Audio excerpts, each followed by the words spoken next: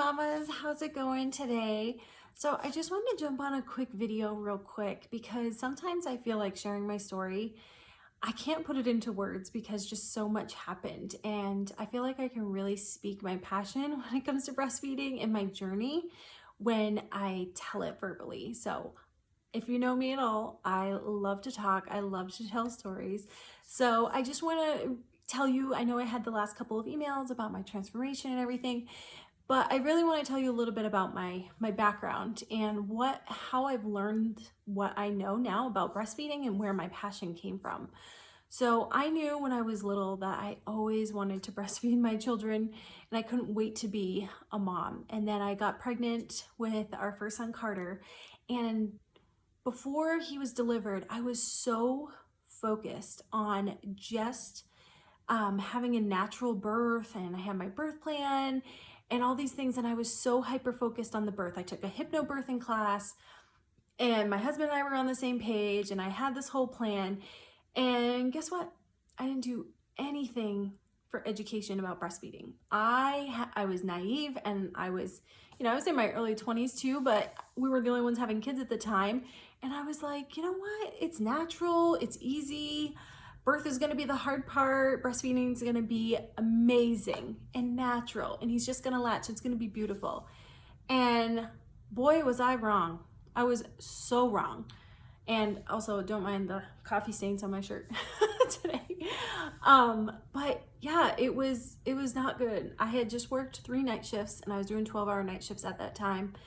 And I was 37 in one day, and my water broke only 2 hours after going to sleep in the morning after my shift. And I called my husband back and went to the hospital, and the birth went great. I had it all natural. It was only about 8 hours from my first birth, so I did really good. But then out he came, and he was struggling a little bit to breathe, so he had to go to NICU, which it's not technically NICU, it was like a level 1 nursery, but he was monitored. He had an IV, they watched him closely, and we were separated. So I dealt with that. So we did skin to skin, but he never latched in that golden hour. He never even latched in the hospital, barely. He was so lethargic and got super jaundiced early. His whole face was bruised because I pushed him out really quick, and his whole face was like bruised. When I look back at photos, it makes me cringe now seeing his face. And it was not the breastfeeding experience that I wanted or dreamed of. And literally, I'll never forget the moment when my husband was in the nursery with him, and I was alone by myself because it was late at night. It was like 9:30. All of our parents didn't answer their phones because they didn't think the baby came. And I had no one to talk to, and I was literally sitting there watching YouTube videos on how to breastfeed because I literally didn't do any education or knowledge on it because I just thought it was going to be natural. And we struggled. He really wouldn't even latch. And for me, I have kind of like flat nipples, but they are everted on stimulation, so they need like more stimulation, and then they're easier to latch onto. But I didn't even know how to hold my breast positioning. Nothing. Basically, I was just pumping and hand expressing colostrum and giving it via syringe. And then we went home, and then we had to be readmitted for jaundice, separated again in the nursery, under phototherapy. I was pumping nonstop, bottle feeding my colostrum, and it was just like, it was not the experience that I wanted. And I saw several lactation consultants in the hospital, and then I saw another one through my pediatrician's office that insurance covered, and she was the first one to help me get him latched officially, but with a nipple shield. And then she was like, well, this is short term, so you don't want to do this forever, but then just let me go. And I had to figure it out again on my own. So now I could finally get him to latch with the nipple shield. But whenever I tried to get him off, it was like the most excruciating toe curling pain. Now, ladies, I know you know what I'm talking about if you had a painful latch before, even if it was just once. It literally hits your soul. Am I right? Like literally your whole body is like, like you can't even catch your breath. Like that's how it was when he wasn't on the nipple shields. And on the nipple shield, it still was a little painful, but it took a lot of it away. So I was like, I know I'm not supposed to use this forever. I knew in my mom gut something else was wrong. And everybody was like, breastfeeding just hurts, just feed formula, do whatever. And I was like, you don't understand how important this is to me. I was like, I have dreamed of breastfeeding my children and having that bond, and that's like just being able to provide for them and have that journey. I was like, this is so important to me. I'm literally gonna do everything I can. I was spent long nights looking up different lactation consultants, different tricks. I think I watched like over 100 YouTube videos on latching, and no matter how deep I got that latch, it was still excruciatingly painful. And I knew in my mom gut, I just knew that something else was wrong. And I told my husband, I was like, you've been great. And he was so supportive. It's nothing with him. I was like, I need to see somebody else that I feel like I'm crazy. I was like, you can latch great with the nipple shield. I have a great milk supply. Why is it still painful even when I'm doing all the things in these videos? So I found another private lactation consultant who my insurance didn't cover. So she was out of network. So I had to pay out of pocket.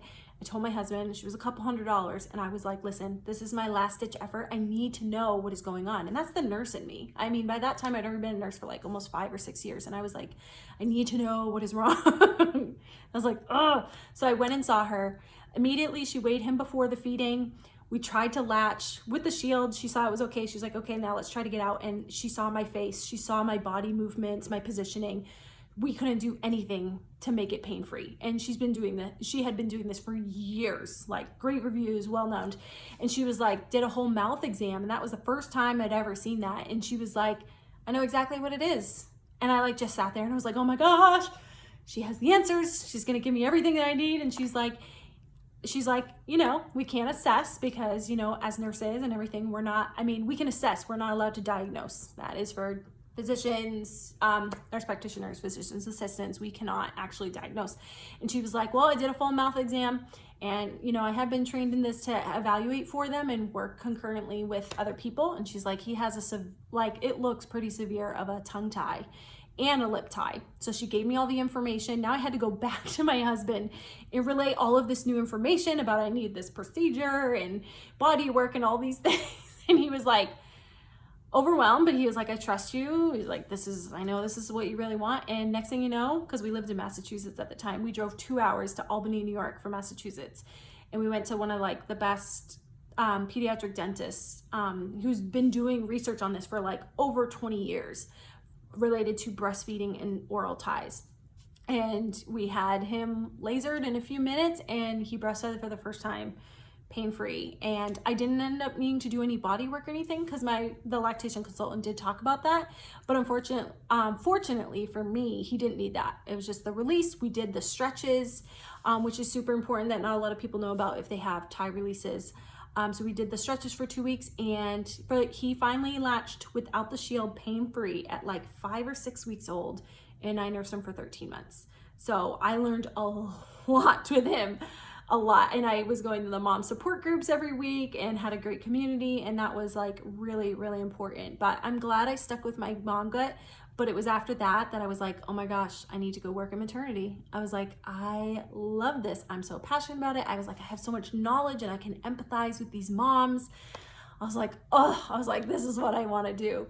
So then I worked in maternity. So that was like the last 8 years. But then I realized it was hard because I didn't always get to dedicate all the time that I wanted to with breastfeeding, and always wanted to go get my IBCLC because I had all the hours, but then I was having my own kids and I was the main breadwinner for the last 5 years. So at one point I was working 2 nursing jobs, like working 4 12s a week.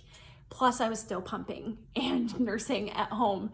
And it was just a lot. I just couldn't add something else onto my plate. So if any moms are like that, or if you're a single mom, kudos, because it is intense. It is a lot. So yeah, I would drive to work and pump on the way home, or dream feed before I would go to work and stuff. So I have so many experiences. I had mastitis, I pumped, I used nipple shields.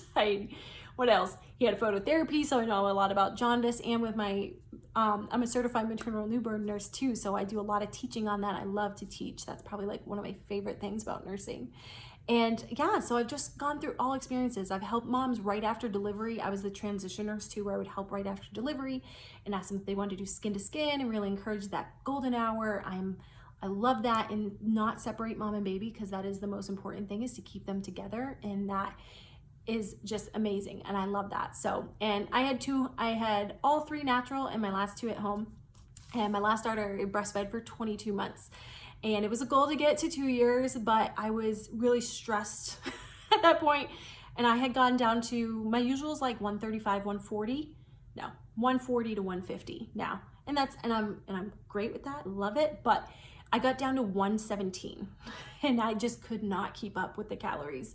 And I literally, there was like nothing left. So I did end up weaning her right at 22 months. So we were 2 months shy of 2 years. So, but that was amazing. And she was my last breastfeeding journey. But I've learned a lot, and I have so much passion for it, and each journey is so different, but I really want to empower you and give you all of the knowledge and, you know, help your mindset, because that's a big piece too with breastfeeding, is when you really think about it in the hospital and just life in general now. I'm not sure where you live. You could be in the US, Australia, UK, India, wherever. There's so much negativity that we just give to everyone all the time, but especially mothers. It's like, oh, you know, it's day 3 and your milk's not on that end, so you have to supplement with formula. Oh, no, the latch is always going to be painful. You need to do this.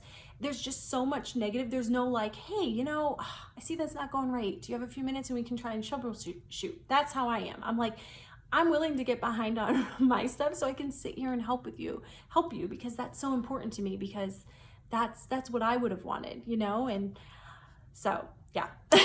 So basically that's my journey. I did take a certified, so I am a certified maternal newborn nurse. I'm not officially an IBLC CLC, so I want to be fully transparent about that. It's just life was so busy in the last, decade, and I was supporting the family, working 2 jobs. So it's still on my bucket list. So I'm definitely planning on getting it next year. But I feel like my experience can really shine through, and I've gone through so many different situations and challenges. I know a lot about lip and tongue ties and, boosting your supply, so many things. So I just wanted to share that, but that's where my journey is. That's really my story. Breastfed all 3 of my kids exclusively. I didn't feed any formula, and I'm here to empower you and give you the information and knowledge so you can feel good in the choices that you're making and not feel threatened by other people in society, your family, mother-in-laws, whatever, that you're like, you own it. You're powerful. You're like, you know what? I'm breastfeeding. I'm fucking awesome. Oops, excuse me, language, and own it. Own it. Even breastfeeding in public, that's super scary. I'm not gonna lie. By the 3rd one, I was like more relaxed about it. But the first one, I was literally at the beach. Everybody's like half naked anyways, and I was petrified to breastfeed. And that was the first time I ever breastfed in public with my son.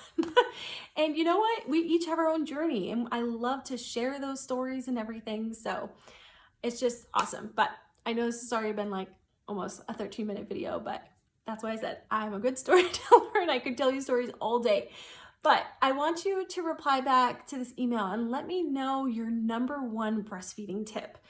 So, because then tomorrow what I'm going to do is I'm going to compile them all, and then I'm going to attach it to tomorrow's email so I can share that with everybody. Because I think that's great. If you can take one thing and one person can help even just one more, that's a woman helping another woman and helping each other on this mom journey and this breastfeeding journey. And I think that's so important. So for me, the #1 tip that I always get is that you can't over breastfeed a baby when you're direct breastfeeding. Even with bottle feeding too. I mean, sometimes they'll just throw it up. But with breastfeeding, they control the flow. They control when they're done. And you know what? If you got a fussy baby and you've done all the things, you can nurse them again. It's so natural. It's not like formula where you can potentially overfeed them. So that was it. So whenever there was an issue and we couldn't figure out what was wrong, we've done belly exercises, burping, change, swaddle, all the things. I would just nurse again, and I loved it. And some babies just want to comfort nurse even just for a few minutes, and that's okay. That's okay. They're all so different. But okay, it's almost been 15 minutes. So let me know, reply back in that email, your #1 breastfeeding tip, and I will hear back from you, and I'm gonna do another email tomorrow.